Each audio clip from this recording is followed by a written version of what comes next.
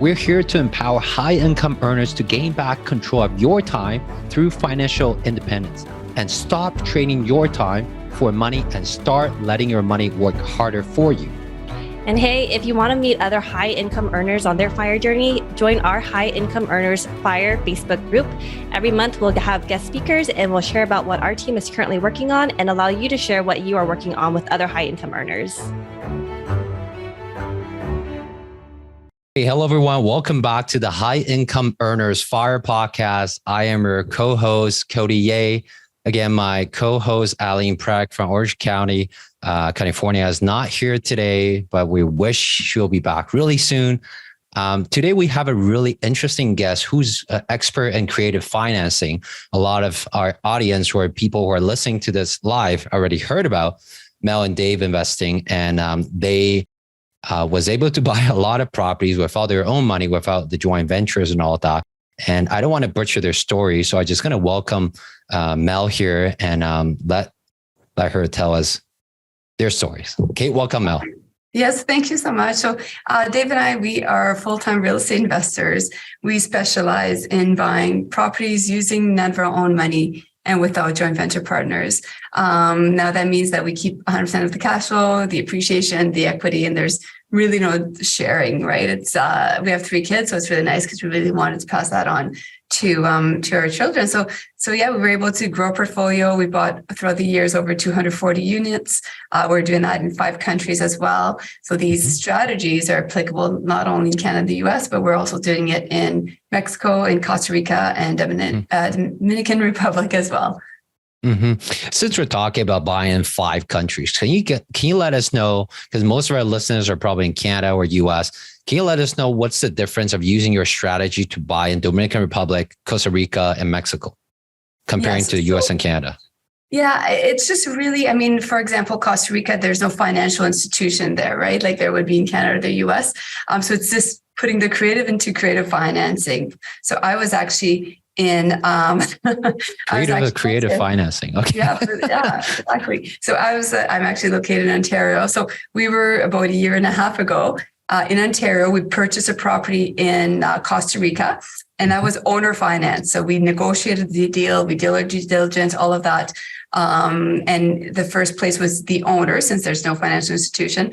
So the owner held part of the financing. The second mortgage, if you want to call it that way, or the deposit, was by a promissory note. And yeah, we were able to buy that property. And it's neat because not only are we able to get into the deal with none of our own money, cash flow from the money coming in as short-term rental in this case, although we do a lot of multifamily. And now we're able actually, on Saturday, we're flying out after my son's hockey game to go to our condo, right? Got to check up on our properties. Life is tough as an investor, right? But yeah, these strategies are applicable in different areas. Mm-hmm. Since you talk about seller financing and sometimes using some registers, funds, and promissory notes, where are these promissory notes coming from? Because you say there's no joint venture. So are you just raising capital? Well, I wouldn't say use the word raising capital. You basically just borrowing money based on promissory notes, right? Yeah, exactly. So that's one strategy. And, that was my roadblock when I first started. I thought, well, I don't know anyone with a lot of money. I don't have a rich uncle or anything like that. How am I going to raise funds? It's literally making it a win-win, number one. Number two, finding a good deal with a build-in exit strategy. When you show people how you're going to be paying them back, that's crucial. You need to know that as an investor before you enter the deal, how you're going to pay them back. They're going to want to know that as well. And typically it's not friends and family. For myself and the majority of my students, it's just really because most of us don't have those connections at our family, or they may not even want to lend to us. It's not mix things together, right? So it's literally making it a win-win. It could be anyone. It could be it could be the dentist assistant. It could be a neighbor's friend. It could be literally anyone who believes in real estate. Not everybody wants to do what I'm doing and buying properties and overseeing the property managers and all that, right? Some people just want to invest very passively, and this is a great way to do it. And when you make it a win-win, they get to benefit from that as well.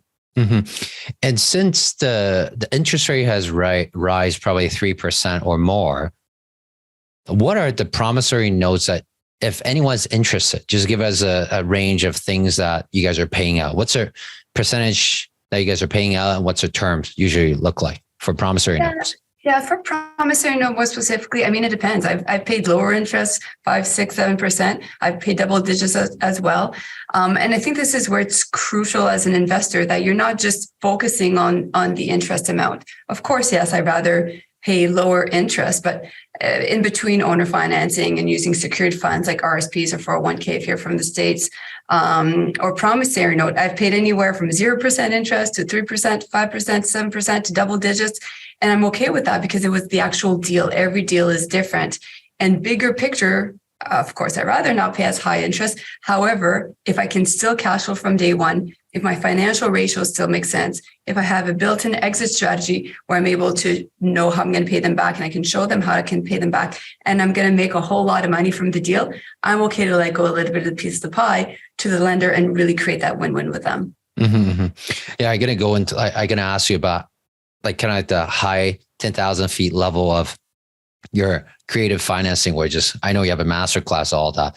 Can you give us like a 10,000 views of what that looks like? Like, there's a first position, second position. How are you able to help a lot of people buying properties without raising capital, without joint venture? Like, what does that look like? Yeah, and you still have to raise funds, but you don't have to do it in the form of a joint venture partner where you're giving half of the equity and appreciation and ownership and those kind of things. So essentially, we use 3 different methods. So the first one is seller financing or vendor take back or owner financing. These are all the same terms, where the owner or the seller holds part of the financing on your behalf. So that way you don't have to come up with hundreds of thousands or 80K or 50K or whatever that amount would be for the down payment, because that's essentially typically what I raise. The financial institution, in first place, I go to a mortgage institution who's open to creative financing. If you're going to the 5 banks, they're probably going to say no. So you want to B lenders, C lenders? Exactly. Yeah. Usually B lenders. Exactly. Okay. And second, and again, not always. There's so many different ways we can do that. Sometimes I don't even go to a financial institution at all, right? Kind of like Costa Rica. But to keep it simple, typically the majority of my deal, exactly. First mortgage would be with a investor-focused mortgage broker who's open to creative financing. And then second place could be the owner, for example, who has equity in their place. Instead of me coming up with that 20, 25% down, they lend me the money. And this is so powerful, like just that alone. And I mean, there's promissory notes you can use for renovations or even down payment or closing costs. There's secured funds like RSPs or 401k that you can use as well. But often I get asked the question, well, Mel, this doesn't make sense to me. Why would any owner who you don't even know lend you money on this? And the answer is very simple here. The answer is because it benefits them. Right? Everybody who's in business or who has properties, we're in it. Of course, a big portion of it is for the freedom and those things, but it's also because it benefits them financially. So for example, I might give them the closing date that they're looking for, right? Different bracket years can make a difference when it comes to taxes. I might give them the purchase price that they're after if the deal makes financial sense. Capital gains. I mean, at the end of the day, that's a huge reason why people do that, because again, and then they have an asset that they no longer have to worry about, no tenants, no property managers, nothing else. And they're still making an interest on it as well. Like I have sold 4 of our properties, for example, and on those 4 properties, I'm holding financing on them. So it's pretty neat because I got into the asset using that of my own money. I cash flowed from day one. We refinanced it at one point, pulled some money out, paid back the lenders, hung on to it for a little longer. Now we sold them, and we're actually on the opposite side where we're holding financing, and it helps from capital gains, and I'm still making interest, and I'm not even having that property. I don't have that property anymore, right? So those are the reasons why people are often open to creative financing. Of course, not everybody will be. You will definitely get some no's. And if you want to be a successful real estate investor using creative financing, that's just something you have to get used to. And it's really nothing bad. It just means it's not what they're looking for, right? Not everybody wants to hold financing either. Mm-hmm. And I know because your creative financing, depending on what's the interest rate you're carrying on, usually the promissory notes is a higher interest rate as well. So you do have an exit plan of refinance at the end, right? Exactly, yeah. So does that refinance plan was impacted since March 2022 because of the interest rate going up? Did that impact your refinance at all? Well, we underwrite the deal extremely conservatively, right? So, the whole stress test that everybody's been stressed about, we've been doing that for years, right? So we underwrite deals very carefully. We like to self-declare ourselves as an onion, right? We like having lots of multiple layer of protection. So no, it hasn't changed anything for us because we've been doing it strategically from day one, right? Lots of layers of protection. I don't just ask if I think I can do a deal in 1 year. I don't just ask for a year, for example. I have lots of different layers for that as well. Mm-hmm. And then when it comes to with the interest rates going up in the real estate world, of course, that also comes with a whole lot more owners who may not be selling their property. They want to get out of it. And I'll speak with them. We'll make it a win-win. I'll show them my built-in exit strategy. And now they're open to holding financing as well. So it's also creating some opportunities as well. Mm-hmm. That's really smart. So is that still the same for properties? Again, I'm coming back to Mexico, Costa Rica, and Dominican Republic, because the financing from the banks are a little bit different there. Right. So is that still the same strategy, or what is your goal when you buy properties in those tropical countries?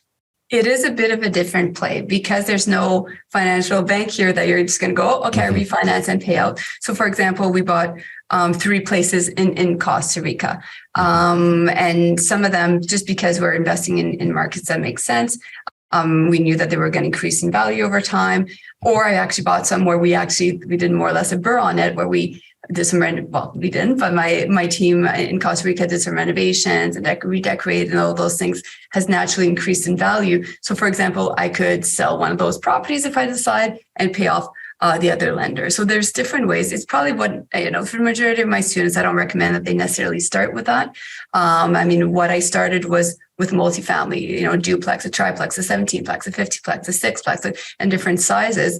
And once I had my global portfolio, the cool thing is it does get easier, right? Because now I have all this money in different properties that if I want, I could use some of this to pay off the other, right? Get that equity and put it back to work. So I'm in a situation where we're able to do those kind of things. If somebody is getting started and they don't have that exit, they probably just wouldn't have that exit plan unless they have some backup money. So it typically would be, go buy your first property, because you have to consider those kind of things, especially when you're looking in different countries. Mm-hmm. Do you mind sharing, like you say you have 240 units? Do you mind sharing what's the majority of the units in which country and all that kind of? Yeah. So we've bought over 240 units. Of course, we've sold some of them throughout the years. It's funny. I used to think that I wanted 1,000 units. That was my goal. And then as I grew my portfolio, I decided that's really, I think that was more my ego, but I realized that's not what I want. I'm more than fine with all the properties that we have. And now we're doing different things, right? Sometimes I'll sell one and maybe I'll go in a different country, and it's really passive in that sense, right? So the majority of the properties that we bought, though, are definitely multifamily properties. That's our bread and butter. We got to in Canada, in Ontario. Where in Canada? Oh, Ontario. Okay. Is it in primary, secondary, tertiary? Secondary market. So I'm located in North Bay, so it's definitely in the secondary market. The majority of our properties. North Bay. Yeah. Okay. Yeah. Because I wanted to quit my full-time job, right? So Dave and I, we both used to work full-time. We both wanted to quit our full-time jobs. And that meant that I needed a cash flow, right? So there's different play. And this is where investors sometimes say, well, I only want to invest in my market. Okay, that's fine. But your play might be a little bit more on appreciation as opposed to the cash flow, monthly cash flow that's coming in. For us, it was really important. I wanted to quit my job. 3 kids, I wanted to spend more time with them.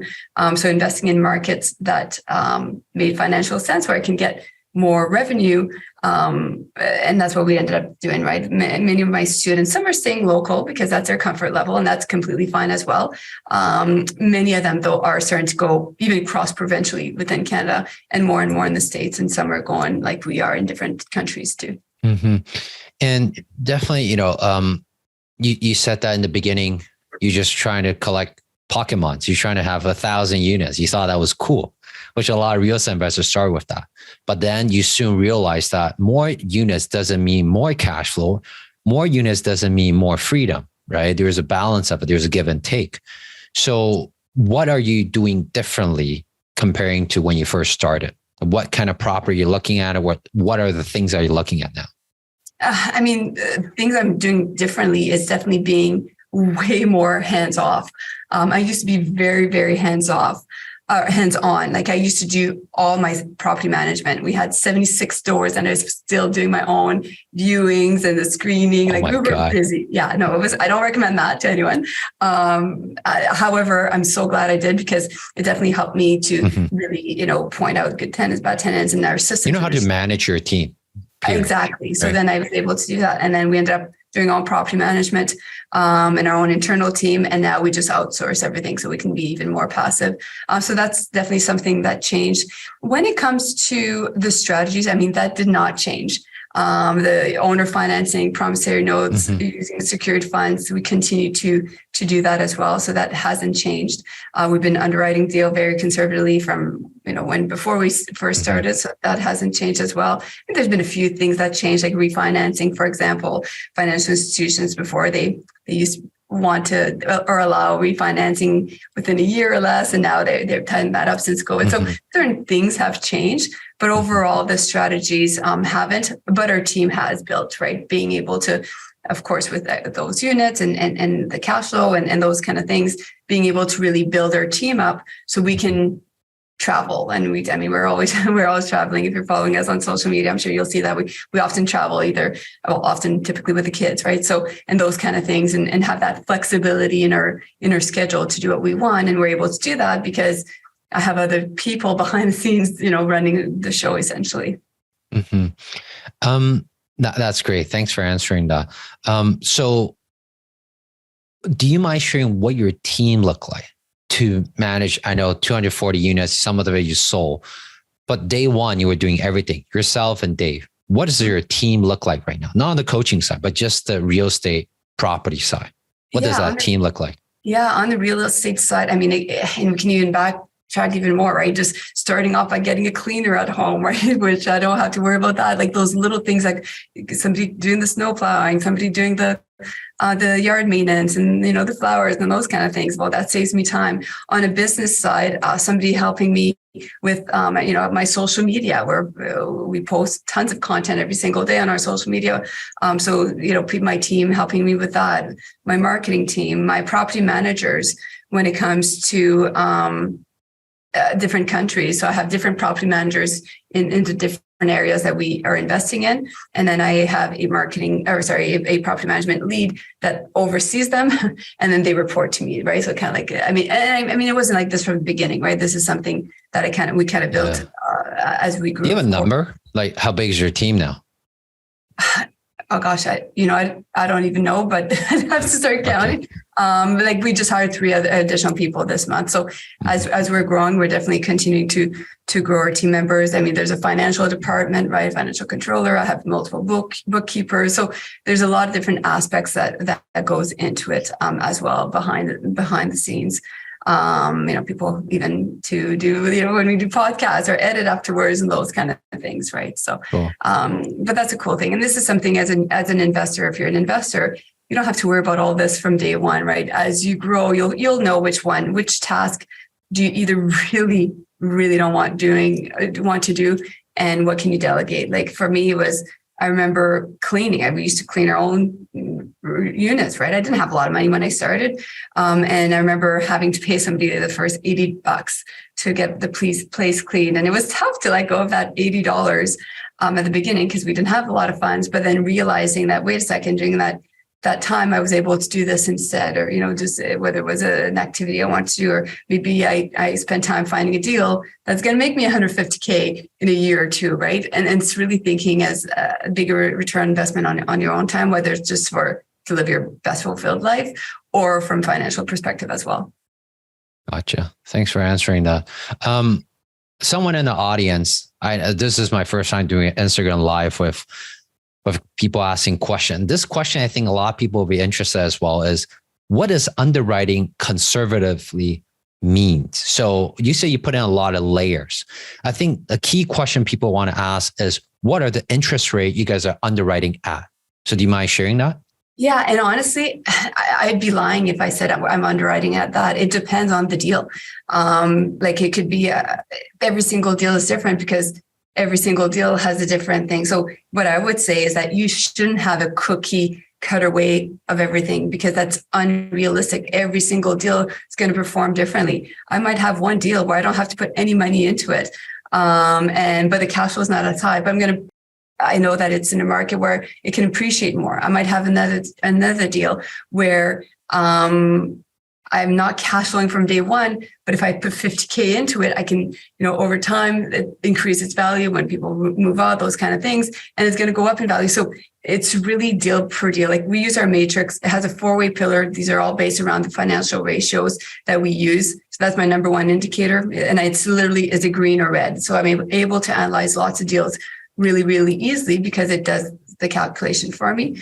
And then, of course, because I'm using other people's money, on the other side has the exit strategy. So that's how we underwrite the deals. It's really not, magic. No, always put this number. It depends on what it looks like.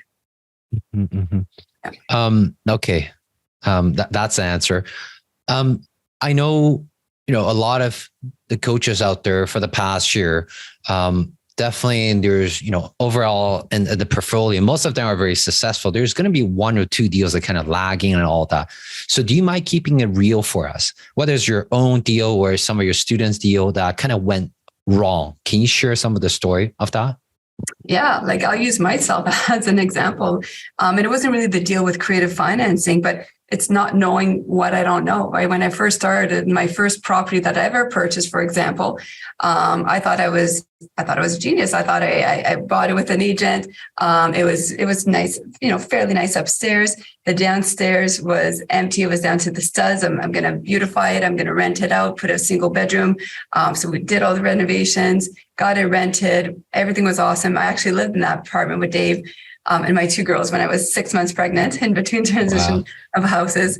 So everything was great until one day I get a note from the city saying, you are illegally zoned. We're going to be shutting you down. Like you can't be renting this unit. And I went, what? And I didn't know what you don't know, right? And so we ended up having to reconvert it into a single dwelling as opposed to duplex. And then at that point, it just didn't make financial sense to keep it anymore because I wasn't my original plan. So I ended up selling it. So these little mistakes can be really, really costly. So yeah, that's definitely one mistake that starting off. So that's kind of like a legal duplex kind of thing. Exactly. Except it wasn't legal. It was just so I didn't realize that I thought, okay, the agent said I can do this. They weren't investor focused. I didn't do my proper research. I didn't know what I didn't know. And it wasn't zoned legally. But if things aren't zoned legally, you can definitely get yourself in trouble. And that's exactly what happened. Now, I mean, I didn't have it. There was nothing legal or anything. When I got the letter, I'm like, okay, well, we need to fix this ASAP. And that's when I said I need a bit of time. We're going to be converted back to a single house instead. And get it sold. Cool. Thanks for sharing that. Before we go into our fire rounds, one last question I want to ask you is, what's your outlook for 2023? I know investors as a long-term outlook, but a lot of people are worried about, a lot of people might just have one property. Like, Cody, I want to know the outlook of the real estate market in Canada or in Ontario. Again, it's very specific, very localized, but where you guys invested in North Bay and anywhere else in Ontario, you guys heavily investing in other than North Bay? I mean, right now, that was primarily now since then. And I think that was my own limited beliefs that I had to invest where I'm close by. But now you guys live in North Bay? Yeah, we're in North Bay. Oh, okay, cool. Yeah. Wow.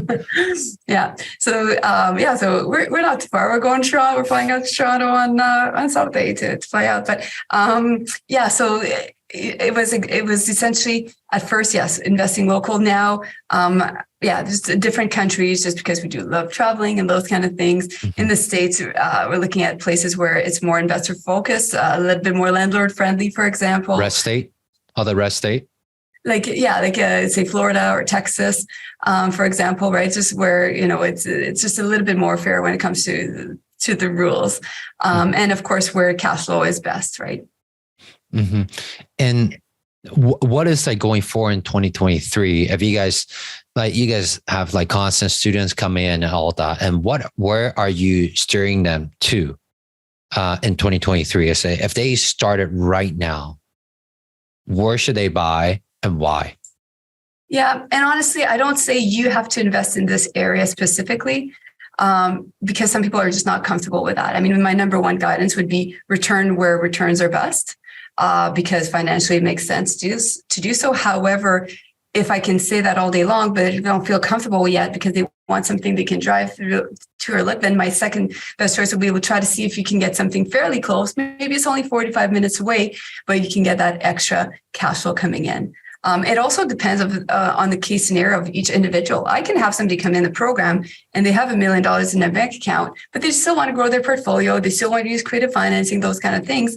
But they don't care as much about cash flow. That's not their end goal. They're looking after appreciation. Well, then we're going to invest in places where it's more about the appreciation, not necessarily the cash flow. So it's really breaking down, looking at, reverse. We have a whole reverse engineering section, but of your goals, it's really identifying that, right? Because your goals might be completely different than mine, completely different than somebody else, right? One person will be really happy with a duplex. Somebody else, they don't want the duplex. They only want the big ones. And somebody else will be like me. And one year I bought a 50plex and I bought a piece of land and I bought a triplex. And my strategy was I look at lots of deals and out of all the deals, I pick the best one, right? But everybody will have different preferences and it's really making it work based on their personal goals. Mm-hmm. And what are your goals or Dave's goals or your family goal? Yeah, I mean, honestly, a lot of it is kind of to keep doing what we're doing. We have a lot of flexibility now. We're both able to quit our full-time jobs a couple of years ago. So we want to definitely continue to just be there for kids, activities and traveling and those kind of things. When it comes to actual real estate investing, continuing to diversify different markets that we're going into. I do love investing in the States. That USD money is beautiful. It's very strong, right? Yeah. Continue 1 to 1 million conversion. Yeah, yeah, pretty much. Right? Yeah, not quite, but it's up there. And we're just in the very preliminary stages of creating a fund as well, where people will be able to invest with us into the fund type of thing. So that's very preliminary, but that's a side project that we're working on with the team as well. Yeah, we're talking about that in a hedge fund space and the real estate fund. Again, this is just testing water laws. We're not talking anything, we're not pitching anything, but what would your future fund or in planning, what would that look like? What would your main strategy be? And honestly, I don't want to dive into it too much right now, just because we're in communications for different people and lawyers and coach and all those kind of things. And it's that preliminary as of right now. I just don't want to say one thing and it changes direction, but it will definitely be, of course, into the multifamily, right? That's what we specialize in. Cool. Okay. Any other things you want to add before I go into the fire round, the 5 question that keep you on your toe? Yeah, I think I'm ready for it. You're going to make me sweat a little bit here. Let's see how this goes. Okay. First question is, if you become a billionaire tomorrow, what will your day look like? And I mean, I'm not a billionaire yet. My days would look a lot like what I'm doing now. Like we're in a position where we do have a lot of freedom right now. I'm able to do the sauna and do the workout and get my kids off to school. And then I do a little bit of work. And then I'm home in time for my kids and those kind of things. So I would say probably even more of that, even adding in a couple, even more team members in there, because I'm a growth person. Sitting on a beach is amazing. And we do that a lot. But after a couple of weeks of that, I want to continue to change lives. We're on a mission. We've helped hundreds of students change their life. We want to continue to do that. So I still need purpose. Probably having some connections. If I'm a billionaire, I'm sure I'd have some pretty cool connections as well, where I can have some pretty neat, unique conversations and go on even bigger, amazing trips as I travel the world. That's great. And just a side question. Between you and Dave, who's the go-getter? We both are. We're very, Dave definitely thinks bigger than me. Although I'm a very big thinker as well, but Dave is just at a whole different level. He'll come up with, 100 ideas. So he's definitely the big thinker of the company. And I'm more of like, okay, well, all these amazing ideas are great. How are we going to have systems and strategies around that and try to build that out type of thing? So we're both very big thinkers. If I were to pick though, I would say Dave is definitely the lead on that. And sometimes like, okay, let's do it, but let's make sure we do this and this type of thing to make sure. You're more of the, Dave is a visionary and you're more of the integrator. Exactly. More of the integrator piece. Yeah. Cool. Second question for you is, if you lose everything, 240 units or some of the units you sold right now, you lose all your coaching students and all that, but I drop you with $500,000. You still have your reputation and all that. What will you do right now to start over again?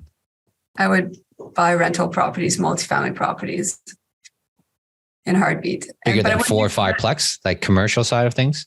Not necessarily, whatever makes financial sense. So if I have $500K to spend, I would definitely not use it to buy just a few properties. I would use creative financing, do it wisely, strategically, and leverage that $500K amongst a lot of properties, right? In case I need to call a plumber, or if a tenant doesn't pay rent or something, get some backup money. But I would use creative financing. Like if somebody's starting off and they have that much money, they're really good position because you can do the same thing, do it properly, and not use that for one property or 3 or 5 properties, because then you're stuck again for a couple of years. Leverage it amongst many, many properties. Mm-hmm. Cool.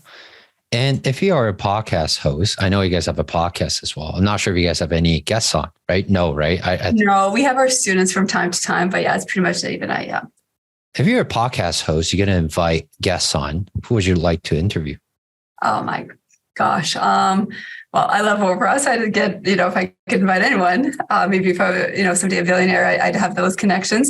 So Oprah, Grant Cardone's amazing. I'd love to. And Robert Kiyosaki, his book changed our lives really. So those would be my top 3 people that I'd love to have. Got it. And what are some of the ways that you guys are giving back or planning to give back? Yeah, I mean, and this is where a lot of different things. I mean, we do charities, of course. I had a very, very ill daughter at Sick Kids when she was a baby. So, we're big donors at Sick Kids, for example, and really just giving back to our Action family and our community inside the Action family, showing them how to do it, so they can go and learn how to do it themselves and take the knowledge and create the freedom. And we were just at a conference. We were speaking with Michelle Romano from Dragon's Den this weekend, for example. And a few of my students, well, many of our students, but, a couple of stories, like some people are buying in Dominican and thanking us, and you changed my life. And, somebody told me, and we're both crying a lot, of course, when she told me this, but, said, you helped me so much. You changed my life. I retired my mom and I retired my dad. And so has her husband. Like those kind of things is just incredible to me to provide, to not just talk the talk. And we have a mentoring program, but it's way more than that. We show up. Dave hasn't missed a single session since we started. We guide them through the process, right? So just continuing to help them as well. Mm-hmm, mm-hmm. How can more of our audience find you? Yeah, well, we're all over social media. So if you haven't followed us yet there, we're around, getting close to 400,000 followers amongst all platforms. So we're on Instagram, we're on TikTok, we're on YouTube, we're on LinkedIn, we're on Twitter. And it's always Investor Mel Dave. So Investor Mel Dave on all platforms. So if you go and follow us there, you'll see different content in different platforms. That's great. Any last word of wisdom you want to let our audience know before we say bye? Yeah, I know. Absolutely. Like if you're a real estate investor and you want to do this, you've been thinking about doing this, or maybe you have already and you're stuck and you want to get to that next level, all you need, and I'll call it my triangle to success. All you need is literally the triangle to success, which is knowledge, resources, and action. You need the right people. You need the right community. You need the knowledge, right? You should probably, if you're going to be buying hundreds of thousands of dollars of real estate, if not millions, of course, as you grow, you should probably know what you're doing properly, right? So finding a coach that's been there, that has proven results, that like and trust, and also the action piece, right? You can have all the knowledge and all the resources, but if you just keep sitting around and not taking that action, there's just no way to become successful. So have the combination, and once you do that, you're limitless. Cool. There you have it. Well, thanks for your time, Mel. You're welcome. I will turn off my Instagram live now, but really appreciate your time. Thank you so much. Thanks, everyone. All the links mentioned in this episode are included in the show notes. And if you love this episode, please leave us a rating and review on Apple iTunes. The link is also included in the show notes. And we would really appreciate your help in spreading the word to more high income earners on how they too can maximize both their time and money.